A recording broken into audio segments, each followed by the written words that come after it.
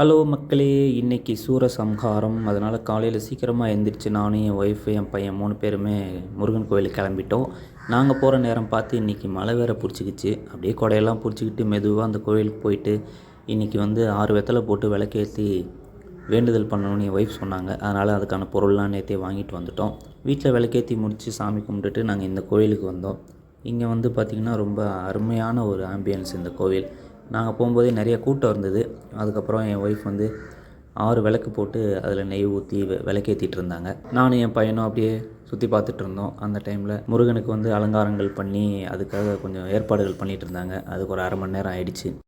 இன்றைக்கி முருகன் சூரர்களை வதம் செஞ்சுட்டு ரொம்ப ஆக்ரோஷமாக வருவாராம். அதனால் அப்படி வரக்கூடிய முருகரை சாந்திப்படுத்த அவங்கவுங்க வீடுகளை சுத்தம் பண்ணி வேண்டுதல்கள்லாம் வைத்து தயிர் சாதங்கள் வைத்து தானியங்கள் வைத்து வழிபடுறது வழக்கமாக வச்சுருக்காங்க.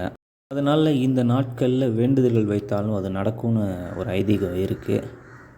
இந்த கோவிலில் நம்ம எந்த வேண்டுதல் வைத்தாலும் அது நடக்கும் அப்படின்னு ஐயர் எல்லார்ட்டையும் சொல்லி இன்றைக்கி நம்ம முருகப்பெருமான் நல்லாவே காட்சி அளித்தார். கோவிலில் பிரசாதம் அன்னதானமாக கொடுத்தாங்க. வாங்கி சாப்பிட்டுட்டு வீட்டுக்கு கிளம்பிட்டோம்.